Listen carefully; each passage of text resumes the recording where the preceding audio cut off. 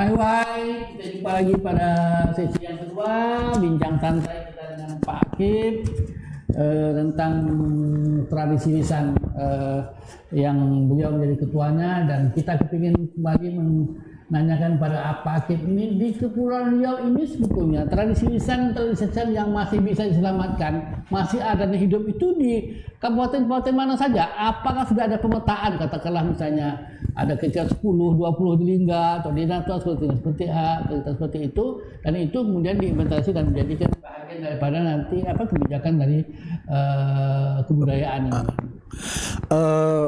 Secara pemetaan yang kita lakukan, bagaimana pendokumenter melalui ATS sendiri belum kita lakukan. Tetapi kita bersyukur tentunya Dinas Kebudayaan tidak dicatat, tidak tahu masih ada inventarisasi, masih item-item ada, katakanlah ada jogi kampungnya, ada mendunya, ada apa namanya Langlang Buana, kemudian jogi, Makyong, kemudian ada kemarin kita juga menghidupkan kembali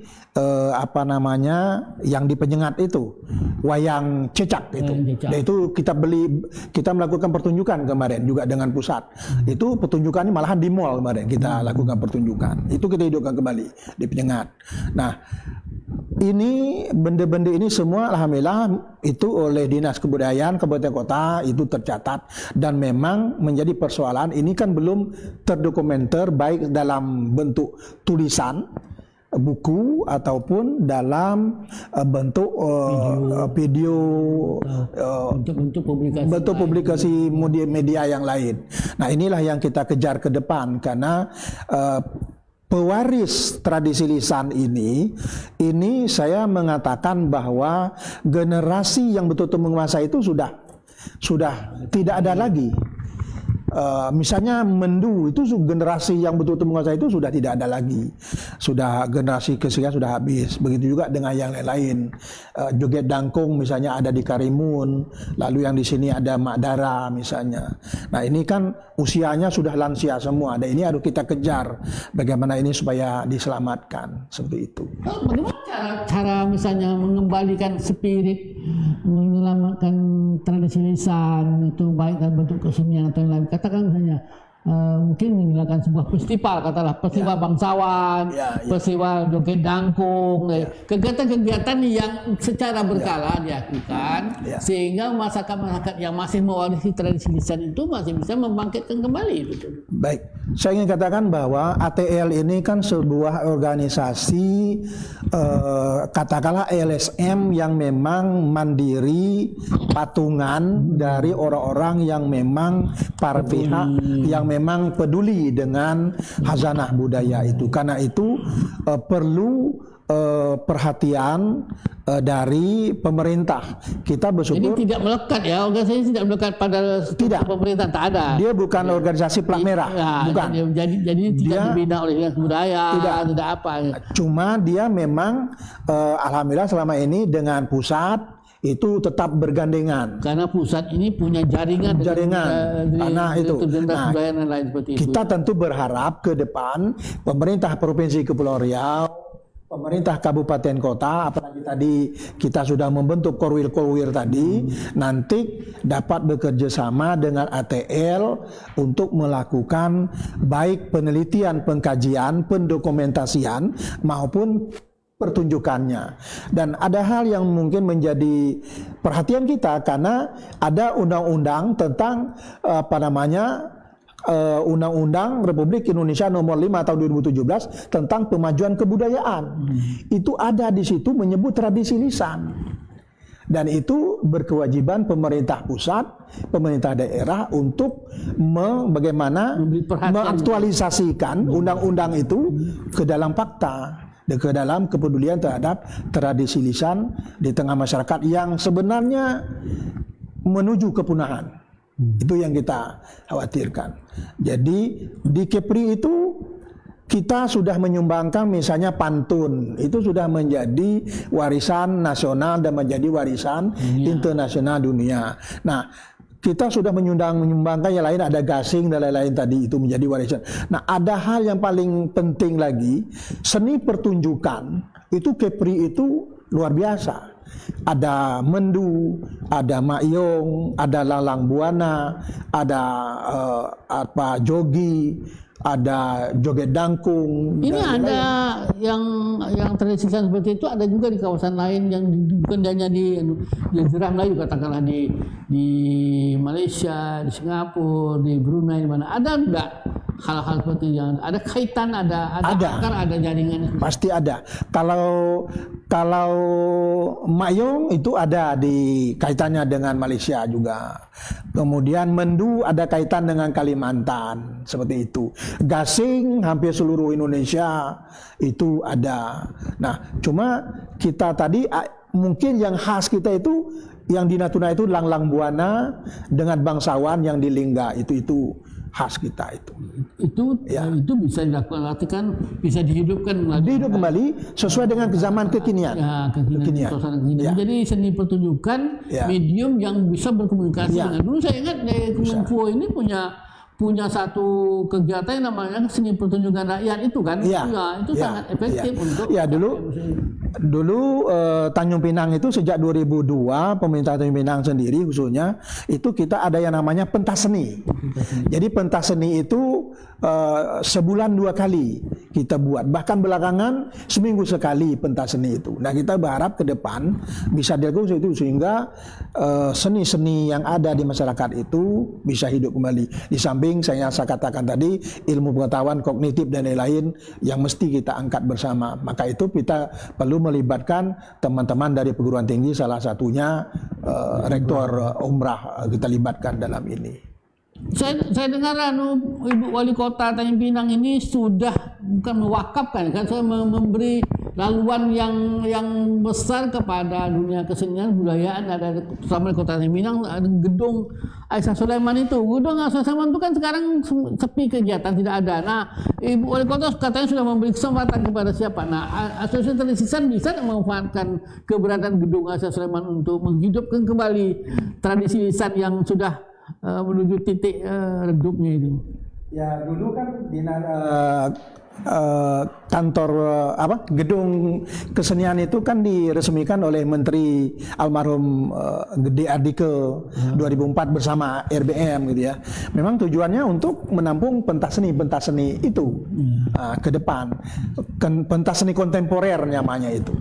Ya, ini hubungan dengan pariwisata. Gitu kan. Sekarang ini maksud saya, kalau Asosiasi Tradisi ini pada menggali khazanah budaya yang sudah hampir punah ini untuk hidupkan kembali, diberi nilai-nilai baru, sesuai dengan baru. Nah, itu kan memerlukan tempat. Kita ini kan tak ada tempat untuk melakukan pertunjukan. Nah, Ibu Wali Kota itu memberi ruang kepada dia berjanji di Antar Forum di Highway ini janji akan memberi laluan kepada dunia kesenian budayaan untuk memanfaatkan gedung Aisyah Sulaiman. Jadi center budaya, jadi pusat kebudayaan Kota Tanjung Pinang itu ada di gedung Aisyah Sulaiman. Di situlah mau bikin tone, mau bikin bangsawan, apapun segala macam. Cuma memang kita tahulah pemerintah kota ini kan anggaran tidak begitu besar. Jadi tak bisa berharap banyak. Ada dunia di luar pemerintah daerah yang akan melakukan seperti itu. Kita nanti ke depan izin mudah-mudahan bisa. Tadi Pak Gubernur pidato tentang pelantikan wakil wali kota pun menyebut penekanan tentang pemajuan kebudayaan di Kepri. Nah, itu kita menyambut gembira pernyataan Pak Gubernur Ansar Ahmad. Mudah-mudahan nanti bisa bergandengan tangan di Dinas Kebudayaan dengan ATL Provinsi, Dinas Kebudayaan Provinsi, lalu Dinas Kebudayaan Kabupaten Kota dengan Korwil ATL Kabupaten Kota, sehingga di setiap kabupaten kota berlangsung pegelaran itu di samping untuk melestarikan juga untuk hiburan. Pak Akib sekarang yang jadi prioritas atau tradisi lisan yang menjadi prioritas itu segera diselamatkan, dibangkitkan, dikembangkan, diberi ruang untuk menyumbang kepada kebudayaan Indonesia itu apa?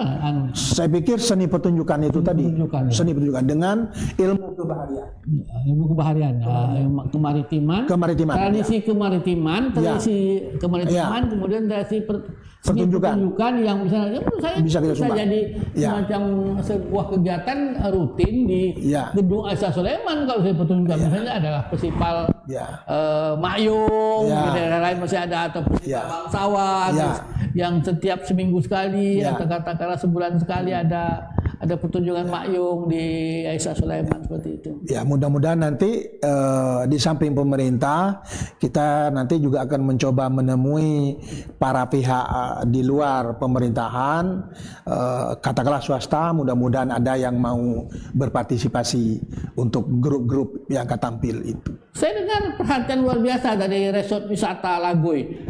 Pak apa namanya GM yang di Lagoy itu, dia punya perhatian luar, karena dia juga akan membawa pertunjukan seni tradisional ini dengan turis-turis yang ini karena pandemi kita tidak apa-apa. Saya potong aja. Jadi waktu saya jadi kepala dinas kebudayaan, bahkan saya menampilkan pertunjukan Hanuman.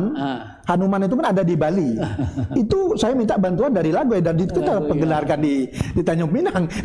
Sampai seperti itu. Mudah-mudahan ke depan kita bisa berkolaborasi seperti itu dengan dunia usaha wisata. Karena ini untuk menghidupkan kembali wisata. Jadi mereka datang di Minang mau lihat apa gitu. Setiap Sabtu misalnya mau lihat apa. Katakanlah melihat bangsawan, melihat joget apa. Ada sesuatu yang dilihat setiap katanya tidak setiap hari seperti itu. Nah, itu kegiatan seperti itu. Mungkin pemerintah mau menyelenggarakan, tapi memerlukan masukan-masukan dari lingkungan seperti ATL dan lain seperti itu.